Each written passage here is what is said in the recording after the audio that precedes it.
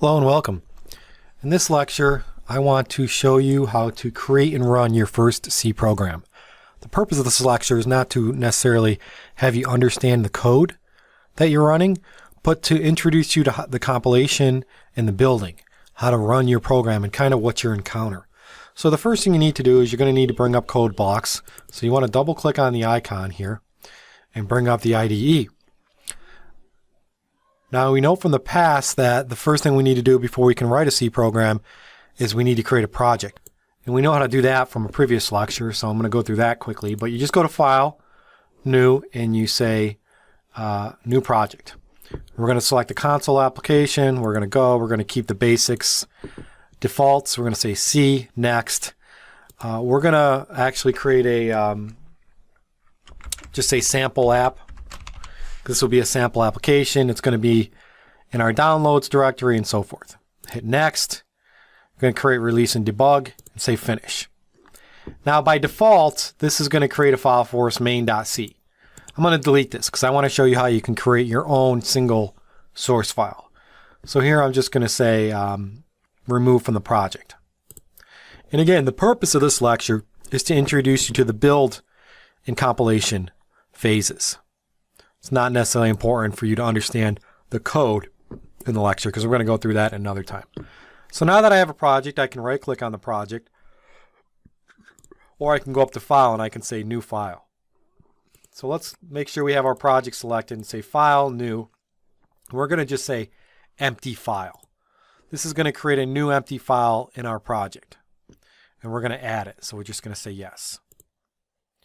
And what we're going to do is we're going to name this,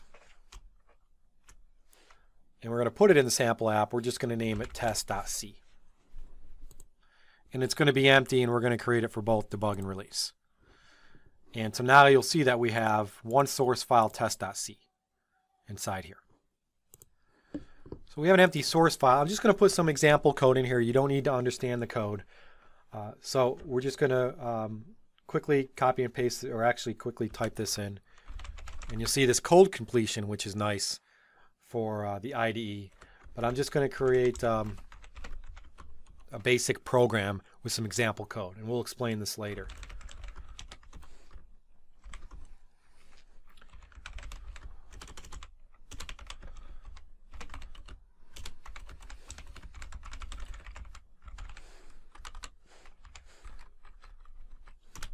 So this would be the editing phase where we actually edit the source code.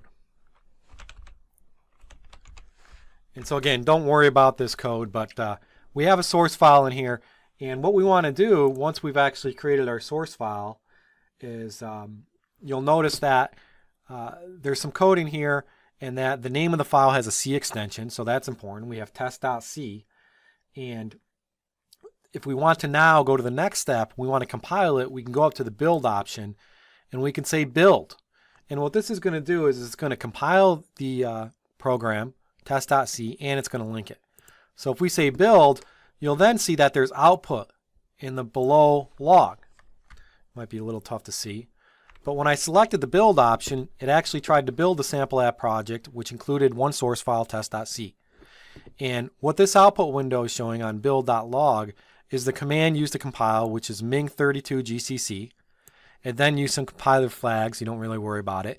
And it took as input test.c. And then from the input, the next thing it did was it linked, right after it compiled, the O file that was generated. But this will be the window where you can see any compiler errors or if it compiled successfully. You'll notice here that there are 0 arrows and 0 warnings. So I was able to compile successfully. So that compilation and linking worked fine. To run my program, all I have to do is go up to build and say run. And I could have done the build and run in one step if I wanted, but I wanted to just demonstrate that how you would do it. So now I would say run. When I run it, you're going to see that the program was actually run. And what happened in Windows is it brought up a separate window. It's basically the DOS prompt. And it ran the program with output. And what you'll see here before we look at the output is you'll see that the build.log actually ran another command, which is it basically executed the app that was generated from the code. And then when you double click on that in Windows, it generates this DOS prompt. The output comes to the DOS prompt. So this is sort of, right here, this window here is the console. And this is where the output goes. You'll notice that the output of the program is, hi, my name is Jason.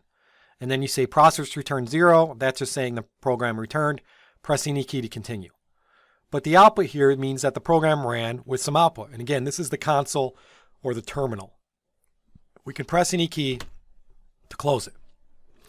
And you will want to occasionally clear out your window too sometimes to just get rid of some of it so it's easier to run. But you can see that build.log will show you. And you can build messages also can show you that there were no errors and so forth. There are different windows. So if you run, if you compile and it runs fine, you have no problems, then you're good to go. And this program didn't do much. It just output some data to the console. But what would happen if you ran and there were some errors? So for example, all C statements have to have a semicolon. Say I get rid of that semicolon and I save the file. And every time you edit a source code file, you always want to save it. You can do a Control S, or you can go up to File, and you can say Save Project, or Save All Files, or right there, Save All Files. And now we have an error. So now when I try to build it, I go up to the Build menu and I say Build. You'll notice that if I go to the Build log, there's a big red highlight that says 1 error. And it's mainly because I forgot my semicolon. But this window here is the build log window that shows you that there's compilation errors. So you cannot run a program with a compilation error. We know that. Okay, so this is what you would see in errors, and running successfully is what you would see prior. So again, the purpose of this lecture is to show you how to build and run a program. The source code doesn't necessarily matter. So we were able to create a project. We were able to create a source file, test.c, and then we built it, which did the compiling and linking at the same time, and then we wanted to execute it, we just hit the run command. And if you have any errors when you build and compile, you'll get a red highlight and you'll have to go back and fix that error by adding the semicolon, hitting Control S to save, and then going back to build, and if we build again, you'll see there's no errors, and it'll build.log. So it built successfully, and then we can then run it again. And again, running it will bring up our window here and our output for the program. Okay, so a nice little demonstration to show you how you can build and run your first program. In our next lecture, I'm going to give you a challenge. I'm going to give you an assignment to do pretty much the same thing, except change the output a little. So you don't really need to understand the source code that much. You just want to change the output. Okay, I hope this was helpful. Thank you.